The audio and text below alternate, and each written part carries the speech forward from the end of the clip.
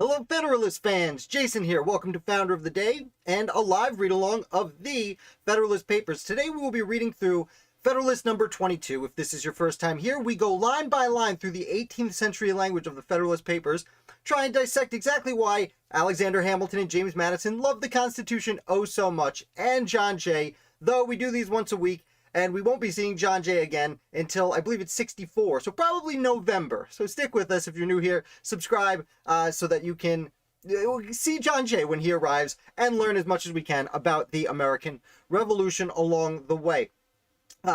You may notice no beard. I shaved it off. I feel naked and exposed. I have so much more nose than I remembered. Additionally, I did get some dental work done today, so if you see me wincing in pain, I'm not having a stroke. I am feeling a lot better than I was a few hours ago, that's for dang sure. Anyway, you don't care about me, you care about the Federalist Papers, so why don't we just get right along to it, because today's is actually pretty lengthy. Now, as we pop over to the read-along itself, you can read along with me through the link in the description below. I will also acknowledge that Hamilton is continuing, as it says next to me, the same subject we've been discussing for several weeks. What's wrong with the Articles of Confederation? Instead of talking about what's so great about the Constitution these last 2 weeks, he is talking about what's so terrible about the Articles of Confederation. Those of you who have watched before will know, and those of you who are new here, I do reviews every Friday of different Anti-Federalist papers. So as we go, I will be chiming in what the Anti-Federalists believe, not necessarily reflecting my own personal views, but definitely reflecting the Anti-Federalist views of the day. As always, not as always, as sometimes this is published in the New York Packet. There are several papers they publish in, this time the New York Packet. This one primarily written by, only written by Alexander Hamilton.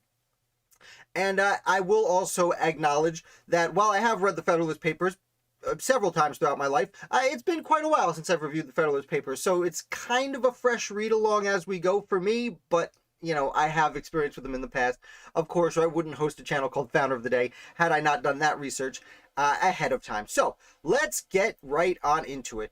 As always, addressed to the people of the state of New York, because they were trying to convince New York to join the Union. And we're going one sentence at a time here. In addition to the defects already enumerated in the existing federal system, there are others of not less importance which concur in rendering it altogether unfit for the administration of the affairs of the Union. So what he's saying here is, as we've discussed earlier, there are a bunch of problems, and guess what? Bunch more problems we're going to talk about right now with the Articles of Confederation. The want of a power to regulate commerce is by all parties allowed to be of the number. So everyone wants a little bit of regulation of commerce. Interesting to note, when the Constitution was written, they did very specifically, as we will be seeing in these next few sentences, did want the government to be involved with the economy in certain fashions. Regulating commerce is one of those fashions. The utility of such a power has been anticipated under the first head of our inquiries, and for this reason, as well as from the universal conviction entertained upon the subject, little need be added in this place. So the need for the government to regulate commerce, to be involved in the economy, was so important at the time that Hamilton doesn't even see a reason to really even discuss it. Which again is surprising to many people nowadays, that the founders did want the Constitution and the federal government to be involved in the economy. It is indeed evident on the most superficial view that there is no object, either as it respects the interest of trade or finance, that more strongly demands a federal superintendence.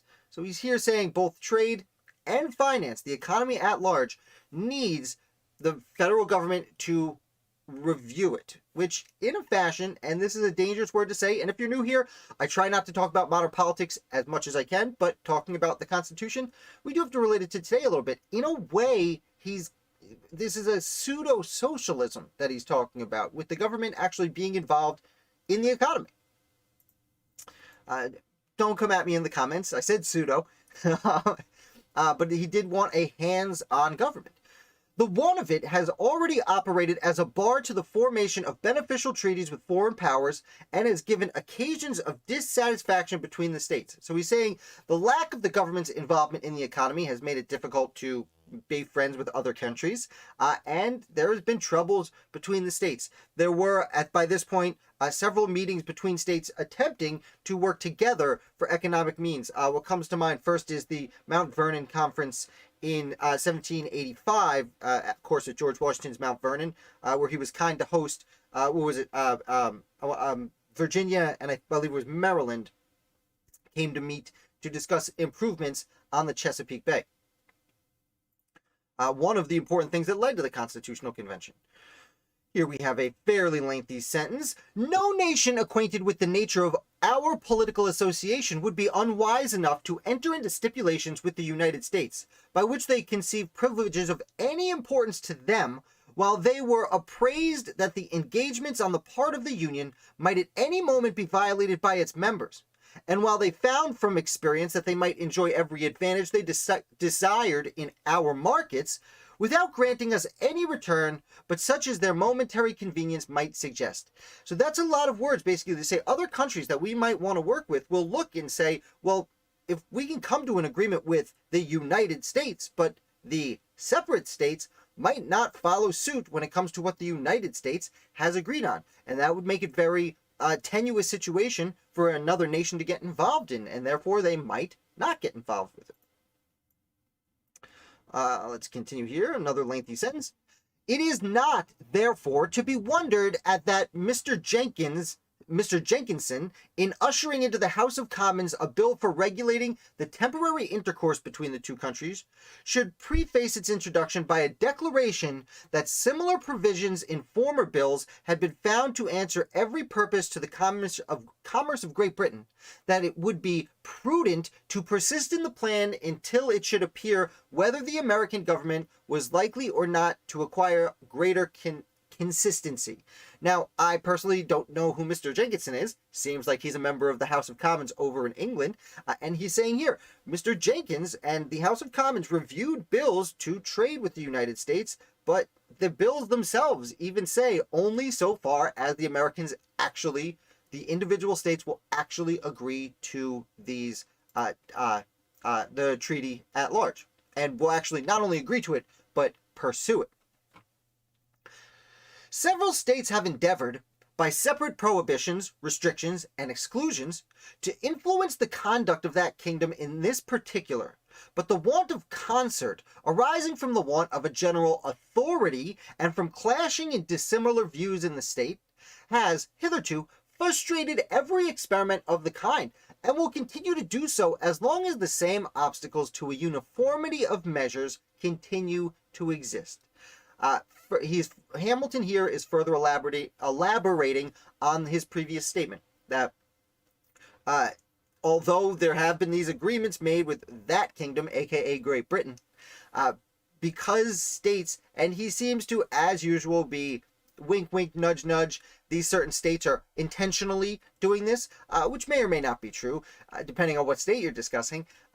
These individual states are making it almost impossible to follow through on the trade agreements that have already been established with Great Britain, thanks largely to the hard work of one John Adams at this point in time. Okay, where does this sentence end? Here it is. The interfering and unneighborly regulations of some states, contrary to the true spirit of union, have, in different instances, given just cause of umbrage and complaint to others. And it is to be feared that examples of this nature, if not restrained by national control, would be multiplied and extended until they became not less serious source of animosity and discord than injurious impediments to the intercourse between different parts of the Confederacy. So, some states are just not being cool about it, and he says, contrary to the true spirit of union, which I suppose is true, though again, we need to keep in mind that the union under the Confederation was so loose that the true spirit people would be following was the spirit of their own state. They would be trying to get their own state, which they at that time considered their own country, to do what was best for that state. And he says here, he actually lists it as just cause. They are just in their discussions and their complaints, but because there's no national control, there's no enforcement, so to speak, by the Union, that it is injurious to different parts of the Confederacy, as he's saying here. Not only the prevention of these international agreements hurting the Union at large, but it's hurting the intercourse between the states themselves. We have a fun quote here. The commerce of the German Empire is in continual trammels from the multiplicity of the duties which several princes and states exact upon the merchandises passing through their territories by the means of the fine streams and navigable rivers with which Germany is so happily watered, are rendered almost useless. I'm not entirely sure who he's quoting there, to be honest, but essentially he's reflecting on the discussion he's having regarding the commerce between the states and agreements overseas. That because there's these quarrels within Germany, the different German states, means that they're not making the most money. The economy itself is being affected because there's no one overseeing national government pushing it through, which he's using Germany to reference, of course, the Union of States in America.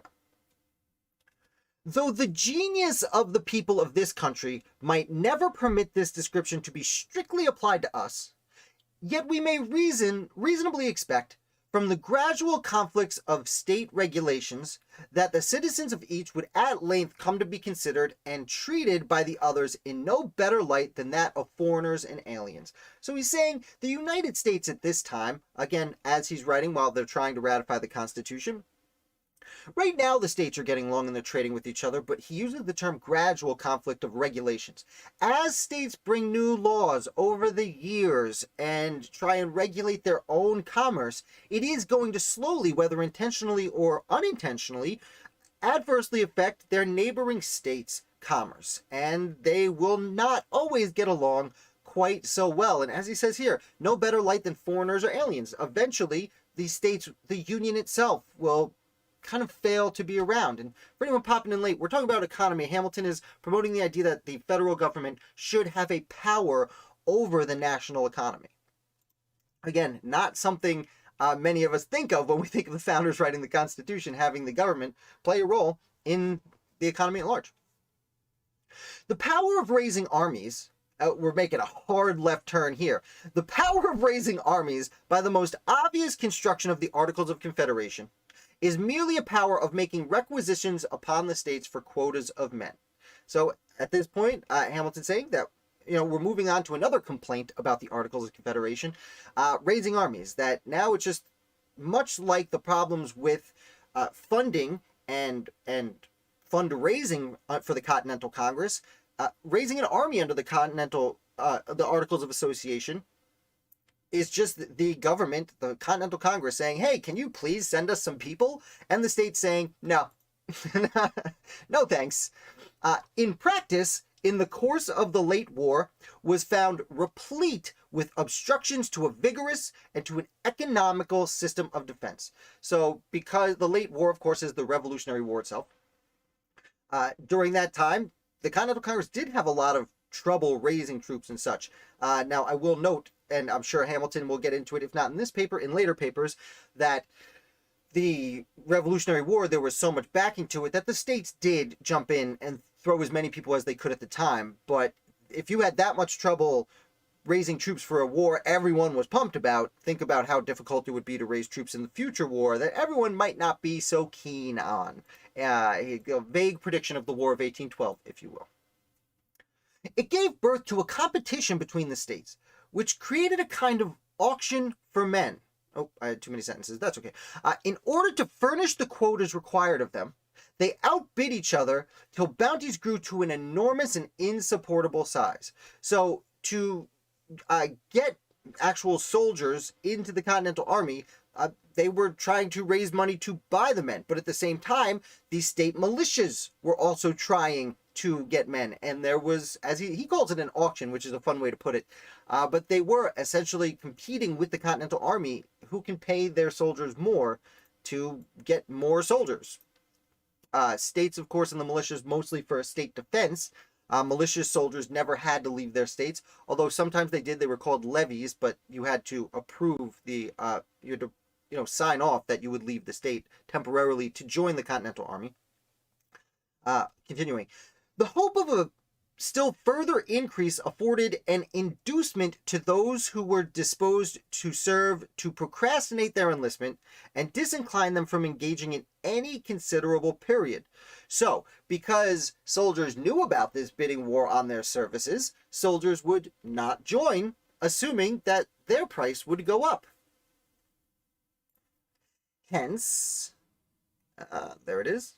Hence, slow and scanty levies of men in the most critical emergency of our affairs, short enlistments at an unparalleled expense, continual fluctuations in the troops, ruinous to their discipline, and subjecting the public safety frequently to the perilous crisis of a disbanded army. I will remind you guys, if you're joining late, I had a little bit of a tooth procedure today, so if I'm slurring my words a little bit, I apologize. A little bit of pain. Either way, what he's saying here, there weren't enough men joining up. When they did join up, it was for just a little bit of time, and they were paid way too much, although many of the soldiers would disagree that they were paid too much, if paid at all. And fluctuations in the number of troops made it a constant threat that the army wouldn't have enough money or manpower to actually win the Revolutionary War.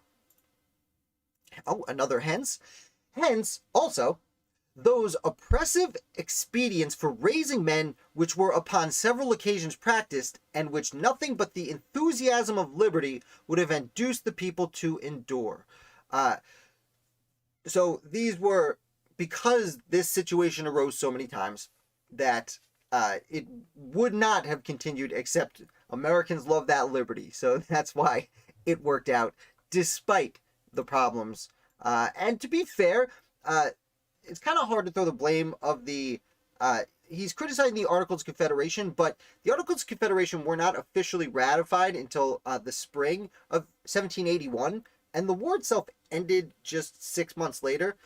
Yorktown was 6 months later. The war itself wouldn't officially end for about 2.5 years, but the main violence of the war ended about 6 months later. So, as Hamilton's wont to do from time to time, he kind of stretches out the association of problems with the Continental Army with that of the Articles of Confederation.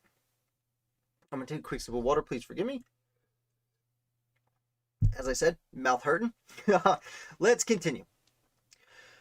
This method of raising troops is not more unfriendly to economy and vigor than it is to an equal distribution of the burden. So, because of these situations that we find under the Articles of Confederation, which, despite what I just said, those problems arose before the Articles of Confederation, but continued underneath it. Not only are they bad for soldiering and warring, but they're also bad to the economy, and they are bad to an equal distribution of the burden. So a fair collection of troops. Again, very similar to what we've talked about in previous papers when it came to raising money for the government itself. Let's see him elaborate. The states nearest the seat of war, influenced by motives of self-preservation, made efforts to furnish their quotas, which even exceeded their abilities, while those at a distance from danger were, for the most part, as remiss as the others were diligent in their exertions. So, the states that were closest to the actual warfare, example would probably be New Jersey, were very afraid of this war on their doorstep, and were much quicker to send troops and money than people a little further away, say New Hampshire. Didn't really see a whole lot of action during the war itself. So they might not have been so quick. Hi, Emu. Well, my 3-year-old stole my beard. He wanted to see my face for the first time in his life, and I gave him that. Don't worry, started growing it back immediately. Anyway, the immediate pressure of this inequality was not, in this case, as in that of the contributions of money, alleviated by the hope of a final liquidation. So, as opposed to raising money for the war effort, raising soldiers, when it came to raising money, it was like, okay, one day they'll figure it out. But when it comes to the war, it's, no, we need to figure this out right now. There's guns over there. The states which did not pay for their proportions of money might at least be charged with their deficiencies, but no account could be formed in the deficiencies of the supplies of men. So what I just said, eventually, okay, a state's not paying its bills, we'll figure out how to make them pay later, but a state's not sending soldiers, there's no way to make up for that in the future. We need men now. We shall not, however, see much reason to regret the want of this hope, when we consider how little prospect there is that the most delinquent states will ever be able to make compensation for their pecuniary failures. So he doesn't expect those states to have ever paid. Basically. The system of quotas and again, got a tooth. Requisition hurt my mouth.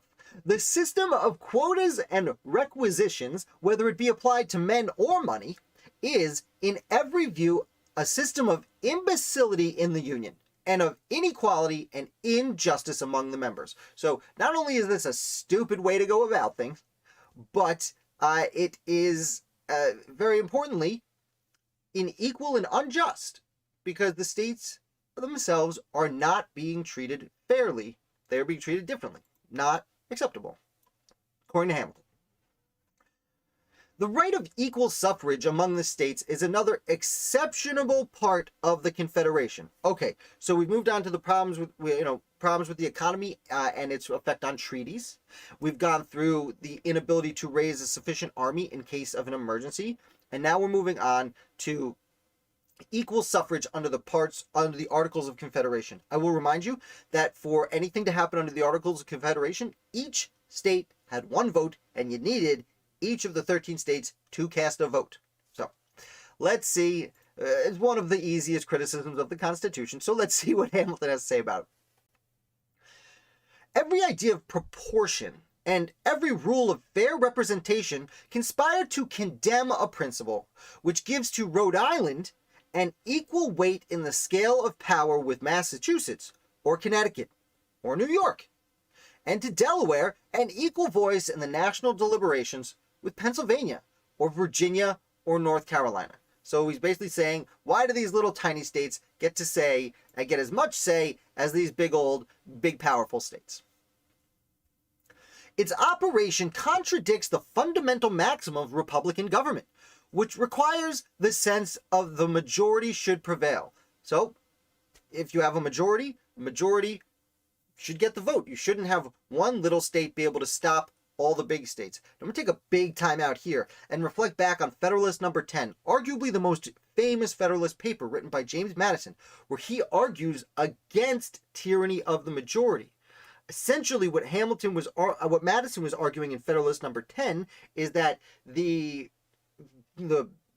party in power should not be able to force their beliefs on the minority party.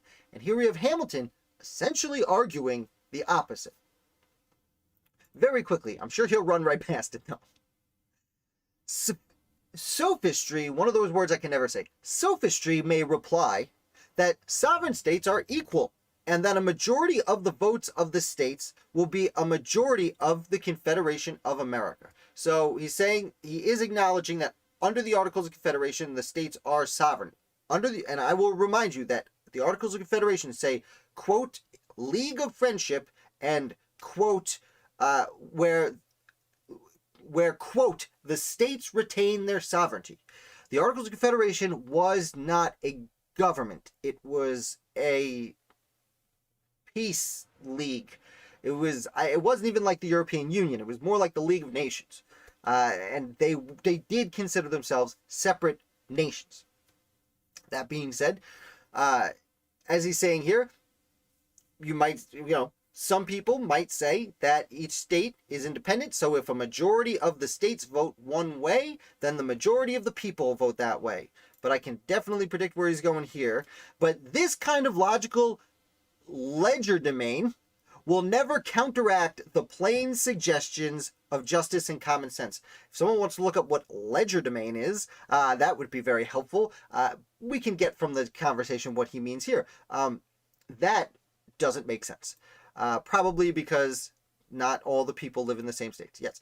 It may happen that this majority of states is a small minority of the people of America, and 2/3 of the people of America could not long be persuaded upon the credit of artificial distinctions and syllogistic subtleties, that's alliteration, to submit to their interest the management and disposal of 1/3. Basically what I was saying, you might have, if you can list 7 of the states. I'd say New Hampshire, Rhode Island, Delaware, Georgia, probably South Carolina, Connecticut, Maryland, maybe. That's 7 states, but that is far from the majority of the people when so many people at the time lived in Virginia, New York, Pennsylvania. So you could have Virginia, New York, and Pennsylvania with a huge percentage of the people of the United States in it get outvoted by the other states, despite the fact that, they have a majority of the people themselves. The larger states would, after a while, revolt from the idea of receiving the law of the smaller. So eventually, the larger states will get over this and not deal with it anymore. To acquiesce in such a privation of their due importance in the political scale would be not merely to be insensible to the love of power, but even to sacrifice the desire of equality, that's worded peculiarly, would be not merely to be insensible to the love of power, but even to sacrifice the desire of equality. So not only would these powerful states be trampled on by these smaller, less powerful states, it's not fair. It's not fair. It is neither rational to expect the first, nor just to require the last. Okay, so it's not fair. The smaller states, considering how peculiarly their safety and welfare depend on union, ought readily to renounce a pretension which, if not relinquished, would prove fatal to its duration. So the smaller states in this scenario, they need the protection of the bigger states, both economically and militarily. So they should, for their own self-preservation, want to concede power to these bigger states. Again, he's writing in New York for a New York audience, so he probably is not extraordinarily concerned about people from Rhode Island reading this. Excuse me one second, I'm sorry. Again, if you're popping in late, I had a tooth procedure today. Having trouble speaking. It's a lot of fun. It may be objected to this that not 7, but 9 states, or 2/3 of the whole number, must consent to the most important resolutions. And it may be thence inferred that 9 states would always comprehend a majority of the Union. Galloway telling me I've lost experience with my beard. I know, I look like a nicer person, but younger, and therefore I probably don't know as much. Anyway, what Hamilton's saying here is, you can change the rules so that 9 states instead of 7, so 2/3 instead of 1/2, have to pass things, and therefore a majority of the people would be represented in that scenario. But this does not obviate the impropriety of an equal vote between states of the most unequal dimensions and populousness, nor is the inference accurate in a point of fact. For we can enumerate 9 states which contain less than a majority of the people, and it is constitutionally possible that these 9 may give the vote. So he's saying even 2/3 won't work, because he's saying that 9 states could have less than a majority of the people. I'm not sure what states he's referencing. I would imagine basically, so he's essentially saying 4 states compose more than half of the people in the United States at the time. I would have to imagine it's Pennsylvania, New York, Virginia, and Massachusetts would be my guess. Continuing here. Besides, there are matters of considerable moment determinable by a bare majority, And there are others concerning which doubts have been entertained, which, if interpreted in favor of the sufficiency of a vote of 7 states, would extend its operation to interest of the first magnitude. So there are matters that are super important, and even if it's a bare majority determining them, it's still not fair. We have to get something done, but we might not like it because less than half the people represented will get it done. He's really harping on this one particular topic. In addition to this, it is to be observed that there is a probability of an increase in the number of states and no provision for a proportional augmentation of the ratio of votes. I'm surprised he's throwing this in there this late. By the time he's writing this, Vermont and Kentucky are already applying for statehood. These would both be states that under the Articles of Confederation would get a full vote, but have way, way, way less people than most of the other states, save maybe Georgia at the time. Georgia was very underpopulated back then. And of course, Tennessee is starting to make waves, things of that nature. So I'm surprised he doesn't come up with this argument a little bit earlier. He just blast past it in one small sentence, but okay. Save your best argument for blowing past, I suppose. But this is not all. What at first sight may seem as a remedy is in reality a poison. So the idea that we have to fix this problem might actually make things worse. Where's the end of this sentence? There it is. To give a minority a negative upon the majority, which is always the case where more than a majority is requisite to a decision, is in its tendency to subject the sense of the greater number to that of the lesser. Oh, okay, I went too far. My bad. There's the period. So here, one of the answers to this problem that seemed to have been suggested at the time is to let the minority have a veto over what the majority decides. And that is essentially the situation they are in, where if you need to have, 2/3, then you can have just, a little more than 1/3. Basically, 1/3 can make it so nothing passes. This would actually give more power to the minority than it does to the majority. Again, a little bit in contradiction to Federalist number 10, as we said earlier, written by James Madison, where you don't want tyranny of the majority. So one of the arguments Hamilton is right now the argument Hamilton is right now putting up against the Articles of Confederation was the same argument James Madison made in support of the Constitution itself. Now, again, we're at number 22. About almost a month has gone by since James Madison wrote that. They are writing them several days a week. But very important to note this contradiction between the two discussions.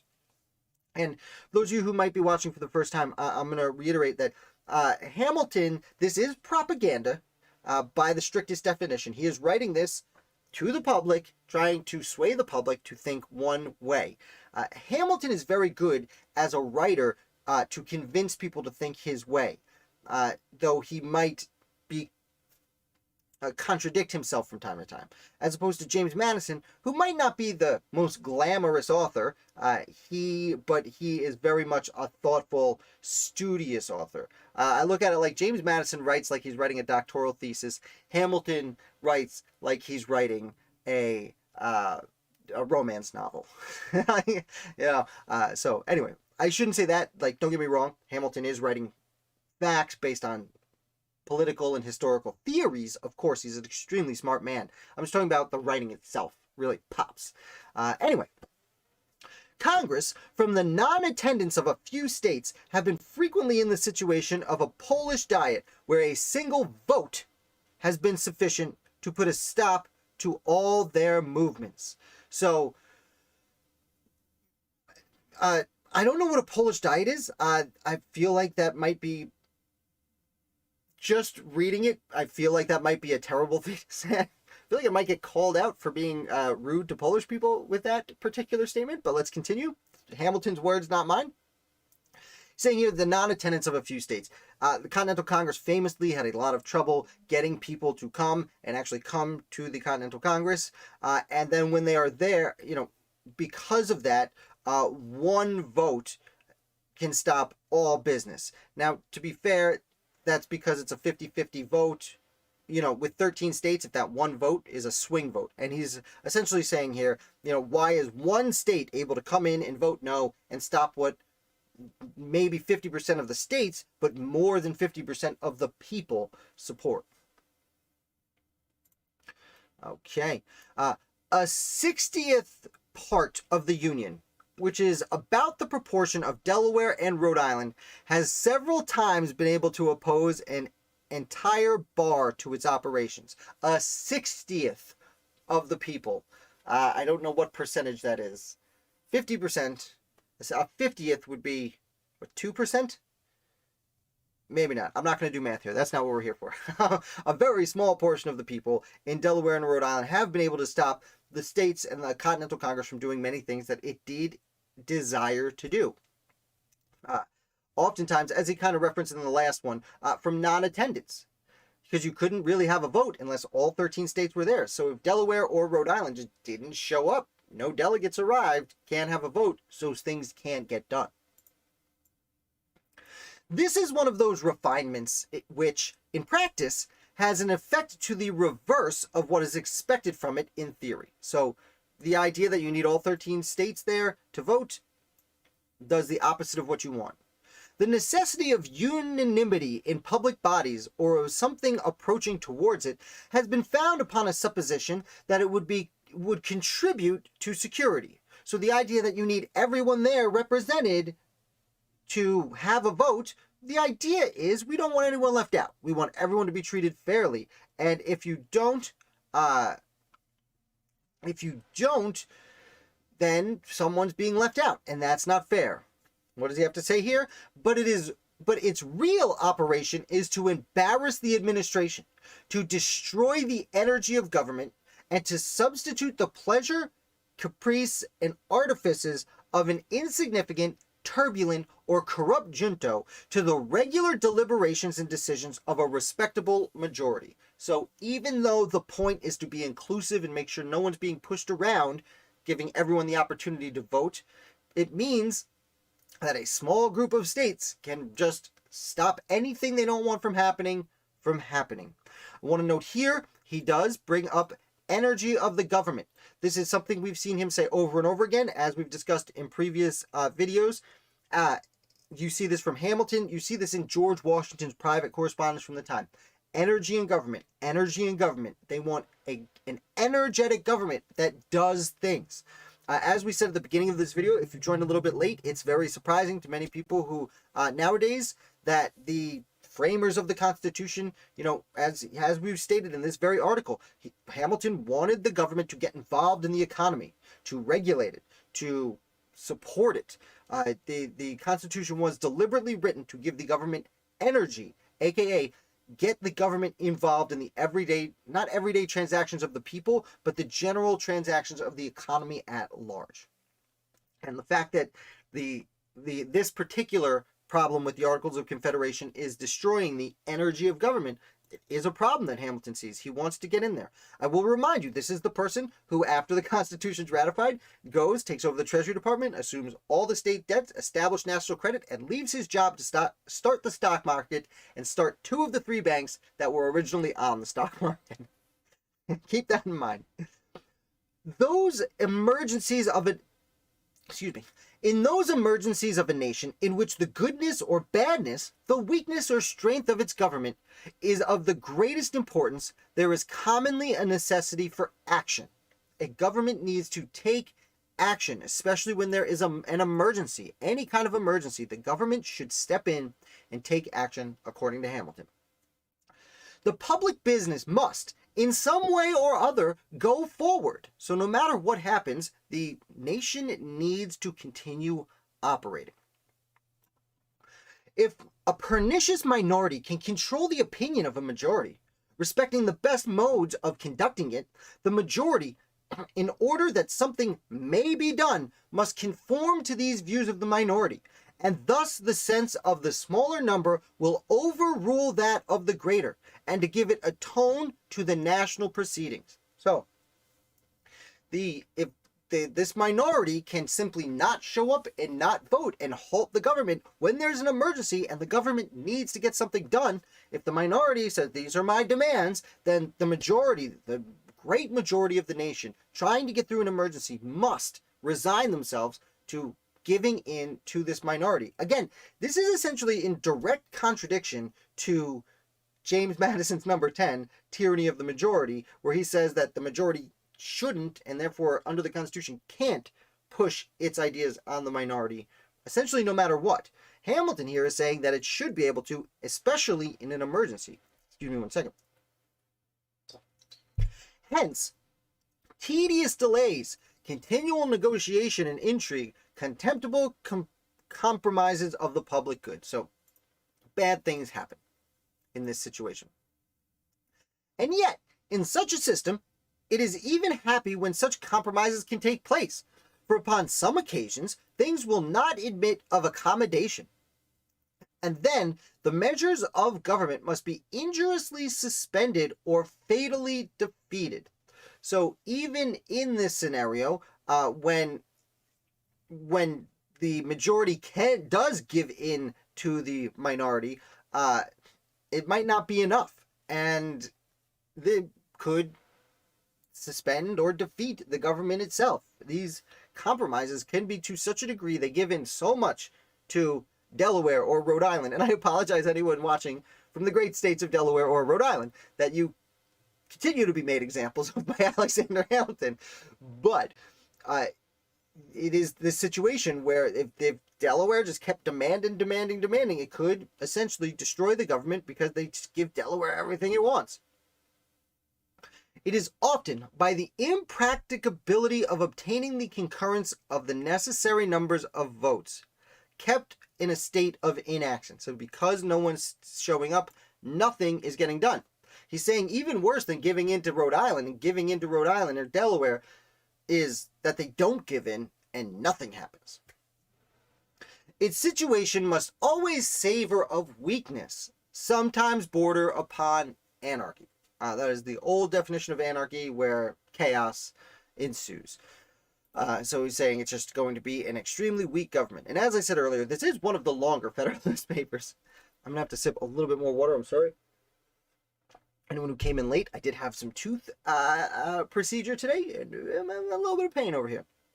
Trying not to drool on camera. It is not difficult to discover that a principle of this kind gives greater scope to foreign corruption as well as to domestic faction than that which permits the sense of the majority to decide, though the contrary of this has been presumed. So, referencing the old stomping grounds of foreign corruption and domestic faction. Insurrections from within, nations, if not invading, at least fooling around with the proceedings of the United States, though which permits the sense of the majority to decide, despite assumptions that this is not how it would, play out. The mistake has proceeded from not attending with due care to the mischiefs that may be occasioned by obstructing the progress of government at critical seasons. So, and again, and in emergency times, this government has not the opportunity to properly carry on. Oh, excuse me. Oh, larger sentence here. Again, the capitals are his, not mine. When the concurrence of a large number is required by the Constitution to the doing of any national act, we are apt to rest satisfied that all is safe, because nothing improper will be likely to be done. But we forget how much good may be prevented, and how much ill may be produced by the power of hindering the doing what may be necessary, and of keeping affairs in the same unfavorable posture in which they may happen to stand at particular periods. So he's gone now, finally, to the Constitution itself, saying that when the nation needs to act, when we need to act as one, especially in case of emergency, we need to it's usually he capitalizes to be done instead of improper, nothing improper. He's saying nothing improper will likely to be done because you have all the states getting fairly equal input as opposed to the unequal system as he's discussed under the Articles of Confederation. But we forget how much good may be prevented. So the Constitution can act in unison in case of emergency, and there's a very small chance that something bad will be done by that government, though under the Articles of Confederation, there's very little chance anything will be done in case of an emergency. Okay, give us an example, Hammy. Suppose, for instance, that we were engaged in a war in conjunction with one foreign nation against another. So, we're fighting in a war, and we're fighting with, say, we've allied with France to fight against England. Suppose the necessity of our situation demanded peace, and the interest or ambition of our allies led him to seek the prosecution of the war with views that might justify us in making separate terms. So we're fighting with France against England, and we want to end the war, but France wants to keep going. In such a state of things, this ally of ours would evidently find it much easier by his bribes and intrigues to tie up the hands of government for making peace, where 2/3 of all the votes were requisite to that object, than where a simple majority would suffice. Oh, I went a little too far. So, we're fighting in a war with France against England. France wants to keep fighting and we want to stop. How easy would it be for France to bribe, Rhode Island and Delaware to not show up to the Continental Congress and therefore not give the United States the opportunity to declare peace? In the first case, he would have to corrupt a smaller number. In the last, a greater number. This part, then where a simple majority would suffice. So, yeah. Same principle. Okay. And I must have read the next sentence. Because upon the same principle, it would be much easier for a foreign power with which we were at war to perplex our counsels and embarrass our exertions. So, in the same scenario, England would be able to embarrass us during the war. And in a commercial view, we may be subjected to similar inconveniences. So forget about the war. When it comes to commerce of the nation, similar things can happen. A nation with which we might have a treaty of commerce could with much greater facility prevent our forming a connection with her competitor in trade. Through such a connection would be ever so beneficial to ourselves. So, say we're trading with Spain, we have a treaty with Spain, we're doing good commerce with Spain. Now we're talking to the Netherlands, and we want to do a second treaty with the Netherlands. We want to trade with both, why not? Well, Spain doesn't want us giving our business to the Netherlands, they want to keep all our business for themselves. Be probably more financially beneficial to them to pay off one or two states to not show up to the Continental Congress, therefore prevent Congress from being able to vote for a treaty with the Netherlands. What else is there, Hammy? Evils of this description ought not to be regarded as imaginary. One of the weak sides of republics among their numerous advantages is that they afford too easy an inlet to foreign corruption. So, I'm not just making this up. Republics at large, they are very great for so many reasons, but they have problems, and one of these problems is that foreign nations can corrupt them pretty easily. When you just have a monarch, the monarch isn't getting corrupted by another monarch.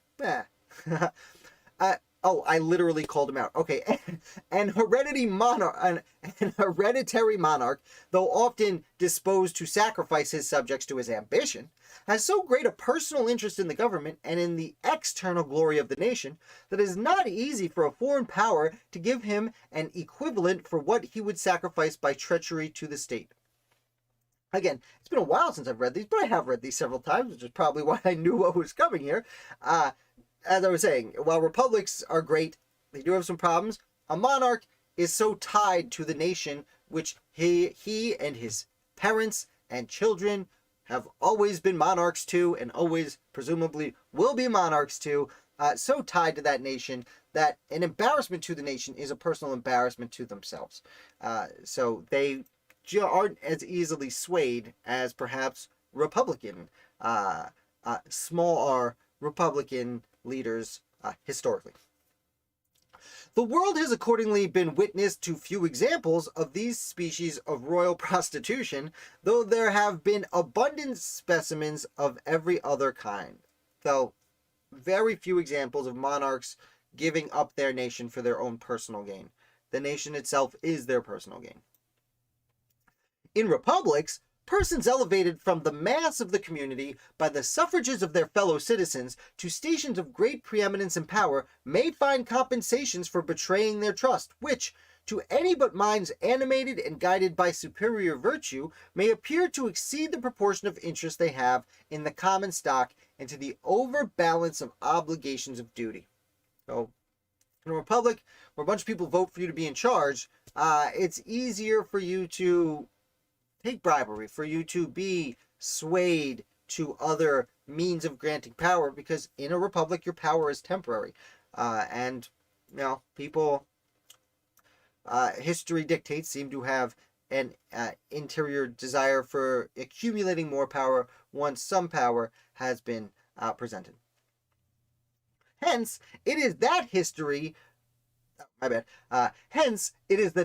furnishes us with so many mortifying examples of the prevalence of foreign corruption to Republican governments. So we look at history and we see Republican governments time and again being corrupted. I would recommend, if you have not seen it, go back to, Federalist number 16 through 20 we've done recently, where Hamilton and specifically Madison gave us history lessons on all the terrible turns of republics throughout literally all of history.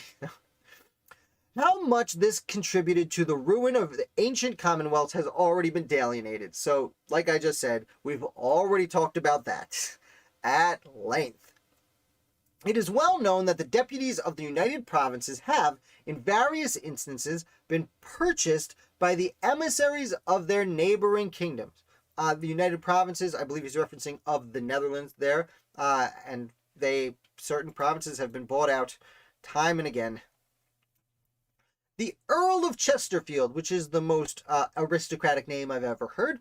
The Earl of Chesterfield, if my memory serves me right, in a letter to his court, intimates that his success in an important negotiation must depend on his obeying a major's commission for one of those deputies.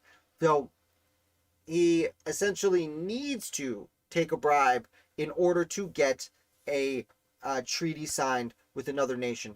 I will give him a pass on, if my memory serves me right, they didn't necessarily have the internet to Google things at the time, and he probably read it in a newspaper years beforehand, and it would have been or a book, and it would have been very difficult to trace it down. Not everyone had the fantastic library I have here of 100 books. To be fair, most of the wealthy elites at the time did have pretty vast libraries, but they didn't have the Dewey Decimal System even, so let's blow past that. And in Sweden, the parties were alternately bought by France and England in so barefaced and notorious a manner that it excited a universal disgust in the nation, and was a principal cause that the most limited monarch in Europe, in a single day, without tumult, violence, or oppression, became one of the most absolute and uncontrolled. So, Sweden had a limited monarchy, a constitutional monarchy, as we probably call it today, where the people did have a say despite having a monarch. But it was too Republican, and it was too much of a republic, and as he says here, it bounced back and forth so much from France is going to bribe us, now England's going to bribe us, that in a single day, there was just a coup, and they put in a real solid monarch. Hi, TJ. Glad you can make it. Thanks. I'm up a little bit late today. Started a little bit late after a bit of a tooth procedure, and now we are reading one of the longest Federalists. But, a lot of people are watching, so if you guys prefer it a little bit later, I can start them, at closer to 9 or 9:15 instead of 8:15 like I've been doing. I know some of you live on the left-hand coast. Anyway, a circumstance which crowns the defects of the Confederation remains yet to be mentioned. The want of judiciary power. Okay, sorry, I went a little too far. So, we have to move on to another problem with the Articles of Confederation, the want of a judiciary power. as we go on, I will note that the one federal position that they did have, there was actually a federal justice system under the Articles of Confederation. It was the Court of Appeals in cases of capture. It consisted of 3 members who were federal judges, though confederal judges, though their only duties were essentially when a ship was taken by either a privateer or the Continental Navy, their job was to determine who got the spoils of that ship. And to be honest, sometimes there were other nations. If you were a private ship investor, not all the ships were even owned at the time. Many people would pay and invest in a ship. You get 100 people to invest in a ship, and that ship would carry cargo. And if that ship and cargo was taken, well, then that would have to go to a court to decide who actually got the things that were captured and if anyone should be reimbursed. And so they created a federal court under the Articles of Confederation. I know Cyrus Griffin was on the court for a while. Titus Hosmer was on the court for a while. There were 3 guys who spent majority of the time. It was just in the 1780s.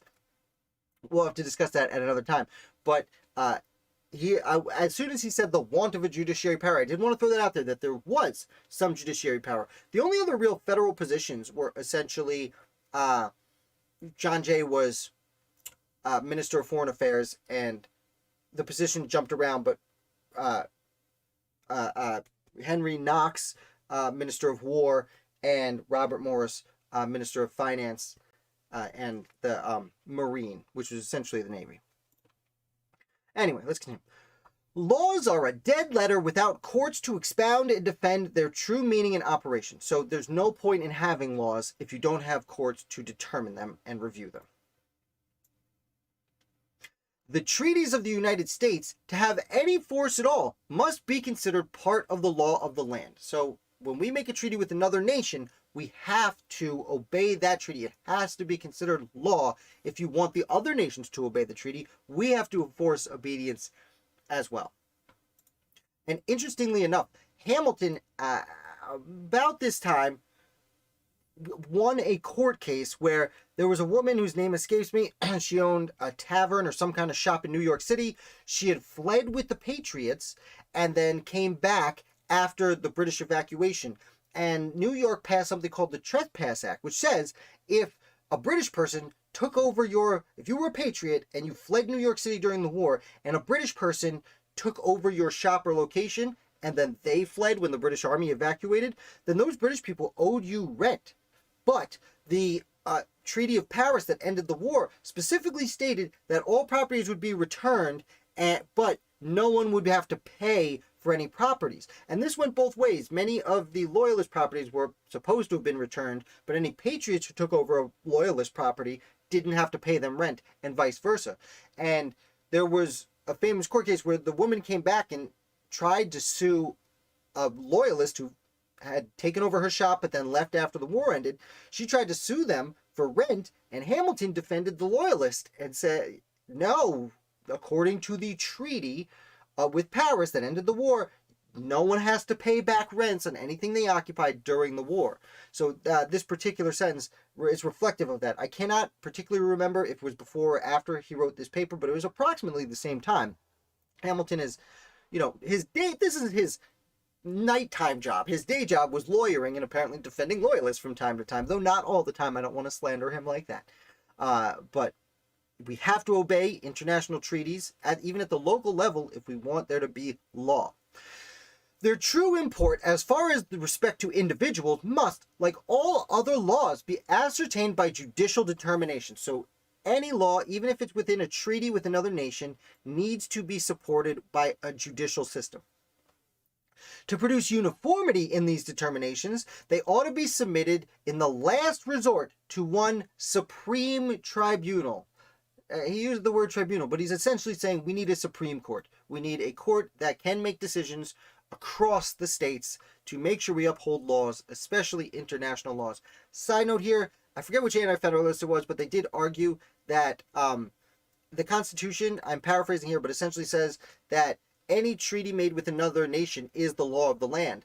But one of the Anti-Federalists actually asks, I think it was an impartial examiner, actually asks, what happens if the treaty says, well, you make a treaty with England and it says, well, the King of England is now the King of the United States, and the Congress signs it, the President signs it. Does that make it supersede the Constitution? Is the King of England now the King of the United States again? To which I have never seen a satisfactory response, if I'm being honest with you. This tribunal ought to be instituted under the same authority which forms the treaties themselves. So the Supreme Court should be disposed in the same government that makes the treaties. If right now, or contemporarily, the Articles of Confederation were making the treaties, there should be a court there. These ingredients are both indispensable. You need the power to make treaties, but you also need the power to enforce the treaties, and you also need the power to determine whether or not people are disobeying those treaties. Hence the three branches of government. If there is in each state a court of final jurisdiction, there may be as many different final determinations on the same point as there are courts. So if each court has a Supreme Court, if each state has a Supreme Court, they might all come to different conclusions. It's hard to see how there'd be 13 different conclusions. There seems like there's 1, 2, maybe 3 conclusions, but his point makes sense. There are endless diversities in the opinions of men. So people have lots of ideas. We often see not only different courts, but the judges of the... I believe that's a typo, I apologize. We often see not only different courts, but the judges of the same court differing from each other. That's why we often get majority and minority opinions when we see Supreme Courts make decisions.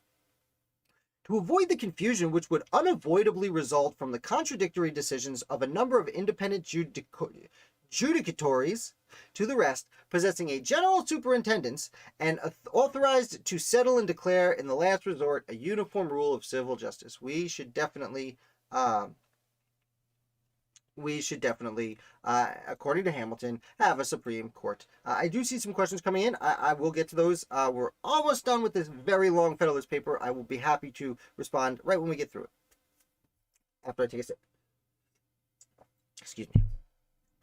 This is the more necessary where the frame of government is so compounded that the laws of the whole are in danger of being contravened by the laws of the parts. So, even more necessary because the separate states make separate decisions. Because we don't have one united government, it's even more important that we have a Supreme Court. In this case, if the particular tribunals are invested with the right of an ultimate jurisdiction, besides the contradictions to be expected from different opinion, there will be much to fear from the bias of local views and prejudices, and from the inference of local regulations. So even within courts and different states have different opinions, heck, different counties and towns are going to have different opinions. As often as such an inference was to happen, there would be reason to apprehend that the provisions of the particular laws might be preferred to those of the general laws. For nothing is more natural to men in office than to look with peculiar deference towards the authority to which they owe their official existence. That's pretty funny. So what he's saying here is people are more attached to their local communities than they are to national communities. And men are more natural to look to their local office. So basically, if you work for the local government, you're gonna hate the state government, even though you get your power from the state government. And if you work from the state government, you're gonna hate the federal government, even though you kind of get your power from the federal government. Don't come at me. I know that many people absolutely disagree with that's how it works, but you know, it's the sentiment he's saying. Let's see here. Ooh, is this a really long one? No, there it is. The treaties of the United States under the present Constitution are liable to the infractions of the 13 different legislatures and as many different courts of final jurisdiction acting under the authority of those legislatures. Note, he says under the present Constitution. He is referencing the Articles of Confederation as a constitution. As we stated before, it was not. It was not a government. It was a league of friendship. That's what it calls itself, where, quote, the states retain their right, quote, retain their sovereignty. I keep repeating that throughout these Federalist Papers. It is extremely important to get in the mindset of the people at the time. Now, Hamilton is, again, people hate to hear me say this, this is propaganda. This is an attempt to convince and sway people to support the United States Constitution. So by calling the Articles of Confederation the present Constitution, he is implying that we already have this government. Now, the argument has been made in previous papers, I believe by John Jay very early on, that the American people essentially already were an American people, and that we already were in this situation. Many people would argue that was not the case, especially in New York at the time where they're publishing these papers.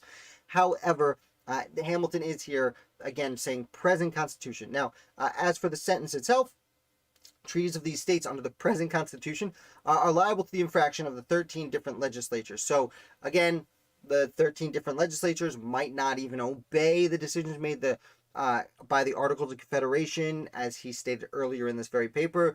They're not even going to show up to vote if they don't want something to happen, killing the government altogether.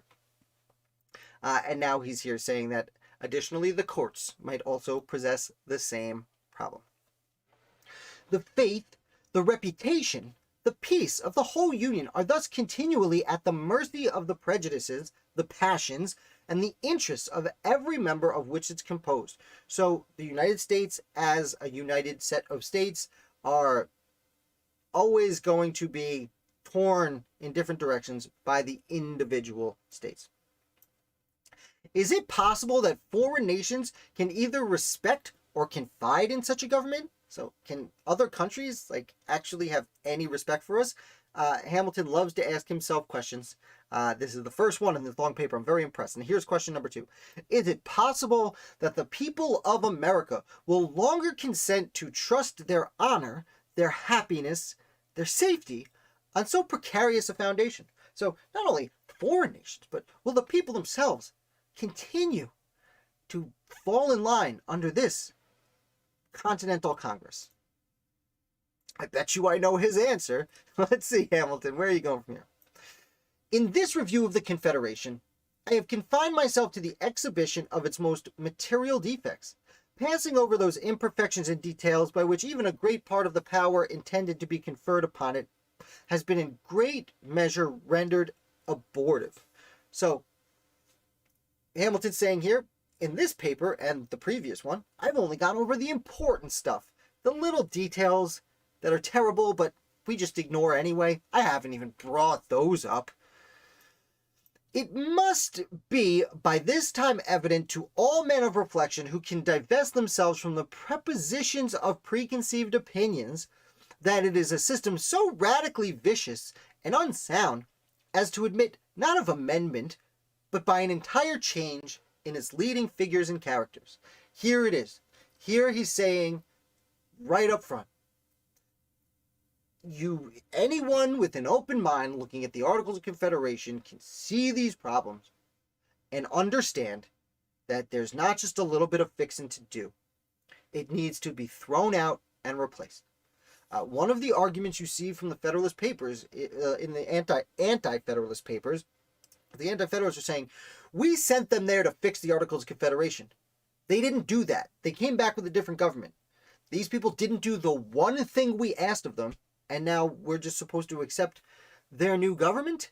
To which Hamilton, right here in this sentence, is saying, yes, we can't fix the old government. Here's a new one. And to be fair, John Dickinson wrote the Articles of Confederation. He was also there signing the Constitution. So just putting that out there. And closing out here, the organization of Congress itself is utterly improper for the exercise of those powers which are easy for me to say, necessary to be deposited in the Union. You know, I'm just going to go back real quick.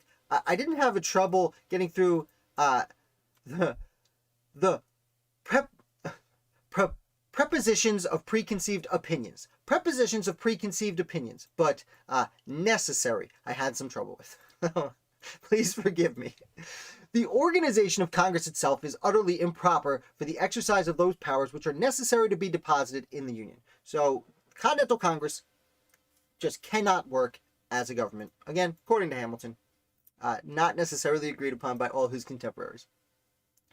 A single assembly may be a proper receptacle of those slender, or rather fettered authorities, which have been heretofore delegated to the federal head. But it would be inconsistent with all the principles of good government to entrust it with those additional powers which even the moderate and more rational adversaries of the proposed Constitution admit ought to reside in the United States. So the more rational adversaries, the Anti-Federalists, he's saying even the Anti-Federalists recognize that we need to fix problems under the Articles of Confederation, which is true. Almost every single Anti-Federalist actually thought we need to improve what's happening under the Articles of Confederation. But what he's talking directly to Anti-Federalists now, and he's saying, listen, like, you agree with me that we need to solve these problems, but the fairly rushed Articles of Confederation are not the solution. And this might be an extremely long sentence, unless I missed a period here, but let's go for it, all right? If that plan should not be adopted, and if the necessity of union should be able to withstand the ambitious aims of those men who may indulge magnificent schemes of personal aggrandizement from its dissolution, the probability would be that we should run into the project of conferring supplementary powers upon Congress, as they are now constituted, and either the machine, from the intrinsic feebleness of its structure, will molder into pieces in spite of our ill-judged efforts to prop it, or by successive augmentations of its force and energy, as necessity might prompt, we shall finally acclimate in a single body all the most important prerogatives of sovereignty, and thus entail upon our posterity one of the most execrable forms of government that human infatuation ever contrived. Whammy. Let's go back through that sentence. It's quite a long one. Again, anyone joining late, I have a little bit of a tooth procedure today. That's why I might be slurring my words a little bit. I apologize. So, if we don't accept the Constitution, and if the Union would have difficulty winning against personal aggrandizements. Hamilton had a tendency to point out people who wanted to split the Union entirely. Again, there was basically no one was saying this, but as a propagandist, he is just in the last few sentences, talked about the more recent adversaries, talked to most of the Anti-Federalists. But here he's talking about the 6 or 7 people out of 3.5 million in North America who actually wanted to dissolve the Union entirely. And he's giving them more of a show, more of a prominent spot in this paper than they might probably deserve. And he says, if they win, if these people who want to split up the Union don't let the Constitution happen, again, assuming that it's either Constitution or no Union at all, Hamilton has no room in his brain for continuing under the Articles of Confederation. If they win, it would destroy the Union. It would run into the machine will break entirely. So there will be no union, and therefore the economy won't work. Again, he uses energy, which is very important to both him and George Washington and many of the other authors. There will be no energy in the government to help both national defense and the economy run properly. And if we don't unite in a single body the most important prerogatives of sovereignty, aka if we don't come together and if we don't fight off these people who want to split the Union and come together and build under the Constitution, we will not be able to continue forward. But if we do come together under the Constitution, he gives himself, as one of the writers of the Constitution, he gives himself a compliment here. We will have one of the most execrable forms of government that human infatuation ever contrived. We will have the best government in the history of the world. You're welcome. Thus, we should create in reality that very tyranny which the adversaries of the new Constitution either are or affect to be so solicitous to avert. So if we don't come under the Constitution, there will be tyranny. And the Anti-Federalists are out here yelling and screaming about how the Constitution is going to lead to tyranny. But if we don't accept the Constitution, these pretenders who are screaming about tyranny are the ones who are going to bring it on to you. So be afraid. Again, propaganda. And I think we're coming to the end here. This, again, is one of the longest Federalist papers. And the capitals are his, not mine. I will remind you.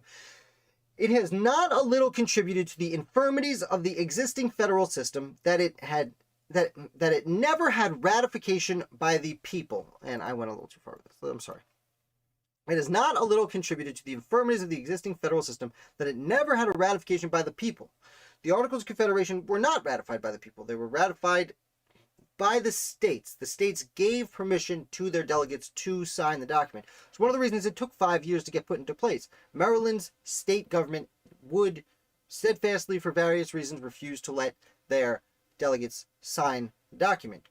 But, you know, it was the representatives of the people, elected representatives in the states, who did approve it, as opposed to ratification conventions.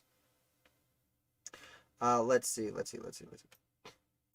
Resting on no better foundation than the consent of the several legislatures, it has been exposed to frequent and intricate questions concerning the validity of its power, and has, in some instances, given birth to the enormous doctrine of a right of legislative repeal.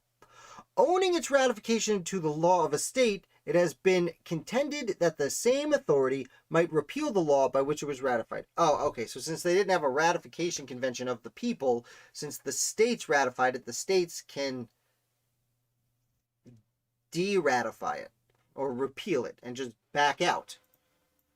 I guess. It's a very strange argument to make. However, a gross heresy it may be to maintain that a party to a compact has a right to revoke that compact.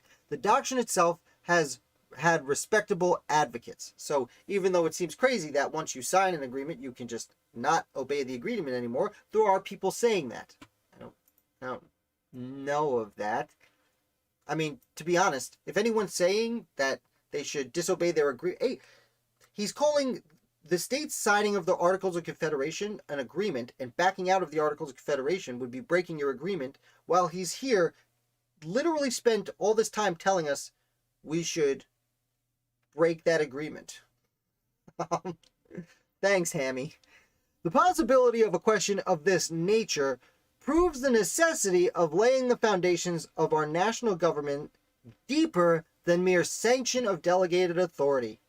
The fabric of American empire ought to rest on the solid basis of the consent of the people. By which he means, instead of electing officials to a state government who ratify the federal constitution, you should elect delegates to a ratification convention that can then ratify the government. It is different, technically. The streams of national power ought to flow immediately from that pure, original foundation of all legitimate authority. So the streams of government should flow from the people themselves. And I forgot to put it here, but Publius, subscribe to the newsletter. And with that, we have concluded the extremely long, Federalist number 22. Now, I did see some questions pop up. An hour and 19 minutes. This is the longest one, and I have no beard. I forgot. I just saw myself for the first time. I'll pull myself up here. Don't look at my hideous face. I'm going to answer some of these questions. TJ, you made it. If you, Galloway, at the end, can you go back over the section regarding 1/60th of the U.S.? What Hamilton was basically saying is 1/60th of the U.S. might live in Delaware, for example, a smaller state. It's a very small percentage of the population.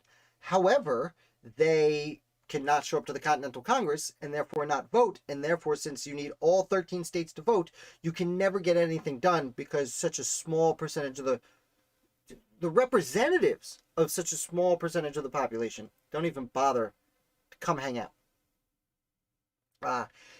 Did you teach yourself this knowledge? I mean, I guess we all teach yourselves knowledge, right? Thank you, Audrey, for coming.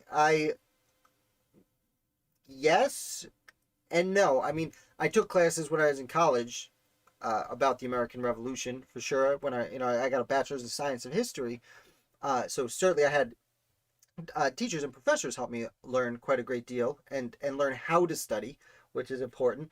Uh, but primarily, yeah, I spent several decades just kind of reading about the American Revolution, and since starting, first of all, this was originally a website which I still have, founderoftheday.com, where I was for a very long time until very recently publishing daily articles for 2.5 years, and during that time writing about just different random founders gave me different perspectives about the American Revolution, which taught me a lot.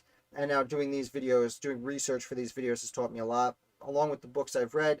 And I haven't started them quite yet, but I have coming up. I've done them before. I'm coming up doing more interviews, and I've learned a ton from there. So yeah, I guess I taught myself a little bit. Thank you. You know what, Audrey? It's just I really enjoy the information, and I try and pay attention. Now, I don't even have the best memory in the world, but you read something enough times and it starts to stick with you. And personally, I've always been fascinated of these kind of more obscure people and lesser known ideas. I think you put that, I've been seeing the comments out of the corner of my eye. I think I saw you put that up when I was talking about, I can't recall exactly what I was talking about. Something about, the federal, the Court of Appeals in cases of capture. Now that it's not that I shave my beard and I drool. I'm telling you, I got dental work done this morning. The Federal Court Appeals in cases of capture. The reason I remember that is it's something I came across several times. Like when I wrote an article about Cyrus Griffin, who also happened to be a president of the Continental Congress. I remember his name was there. And then I came across it again when I was reading about, Titus Hosmer, a guy from Connecticut who absolutely no one knows.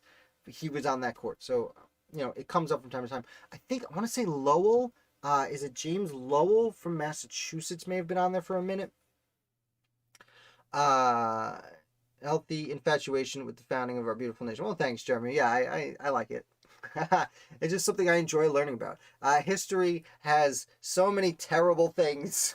Most of historical, like I studied, when I was in college, I studied World War II for a while. I studied parts of ancient societies for a while. Most of history is absolutely awful. American Revolution, yeah, like most points in history, there's a bunch of awful things going on then too, but there's a good amount of like fighting for liberty in there, that it's one of the reasons it's the most interesting for me is, the high, probably unachievable ideals they set for themselves. Jeremy, compact meaning contractual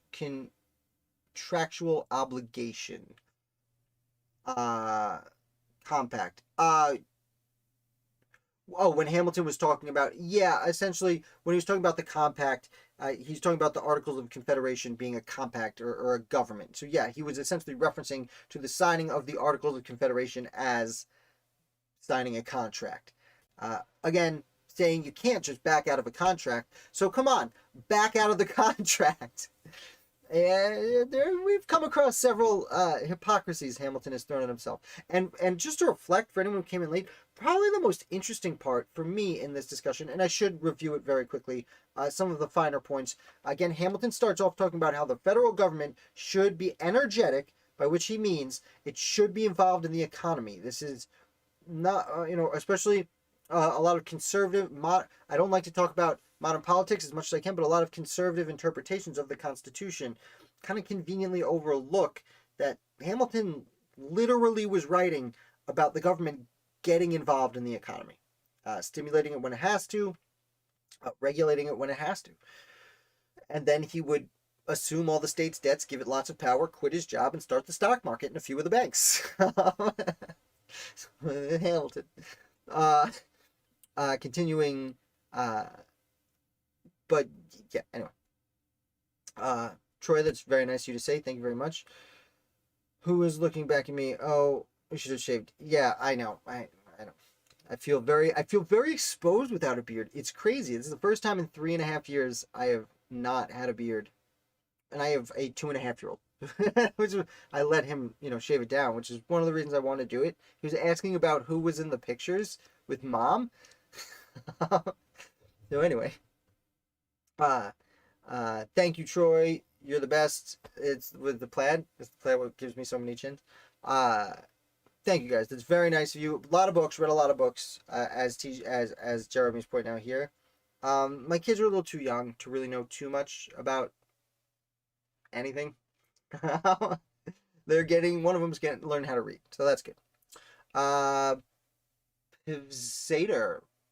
I'm gonna imagine it's Zader. Probably how it's pronounced. Zader. If that's a real name, it's probably similar. Is it Lithuanian? I have my grandmother's maiden name is Shedesky, which is spelled similar to Zader. Appreciate you looking at the time to take these videos. Great. Thank you very much, Paul. Zader's Polish. I was close. I was close. Polish, Lithuania. They had some mix and a match in there a few hundred years ago, about the same time period we're discussing. Yes. Zader. Paul Zader. My ancestor who came over, my first ancestor through my father's matrilineal line was a Paul Shedesky. And my uncle Eddie almost changed his name to Shed because Shedesky is, I still can't spell it.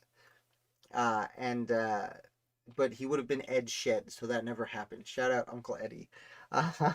Thank you guys. This has been without a doubt, the longest Federalist paper discussion we've had. So, and of course, it's the day I got work done on my mouth, so I'll probably be hurting tomorrow morning. But I do want to thank you guys for watching. There have been a lot of people watching tonight, so I might be moving these streams a little bit later because you either like to stay up late or live on the West Coast or somewhere in the center of the earth. So thank you for coming. I really do appreciate it. I am going to be gone now. I am your humble and obedient servant. I will be back. For anyone new here, I do trivia on Thursdays. I'm going to move it to 8:30 because you guys obviously like to come late. So come for trivia on Thursdays. And if you want to hang out with the live video on Sunday nights for the Patriots, I want to support this channel. Check out the link in the description below to join the Patriots over on Patreon. Thank you guys. I really embraced. I have been lotioning, Jeremy. I have been using lotion. I didn't realize how dry it got down there underneath that beard. Thank you guys. Trivia Thursday at 8:30. I will be there. You should be there. I look forward to it. Thank you so much for your support. And I will be back Thursday.